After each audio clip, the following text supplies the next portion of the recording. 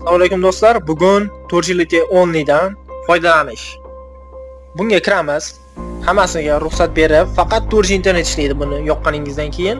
Qurilmangiz Android 11 dan past bo'lsa metod 1, 11 dan baland bo'lsa metod 2. Metod 2 ga kiramiz. Sizda mana shunday bo'ladi. Shu joyni ishlatishdan oldin screenshot qilib oling. Qaysi turgan bo'lsa o'shanga tanlab qo'yasiz. GSM, VSDMA, LT.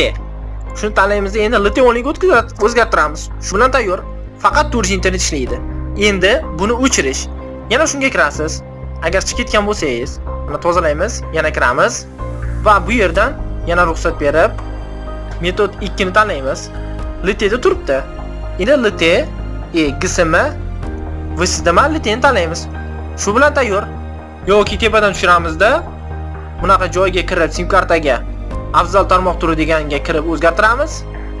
Yo o'zingizga xohishingiz. Siz bilan texnologiya kanali bo'ldi.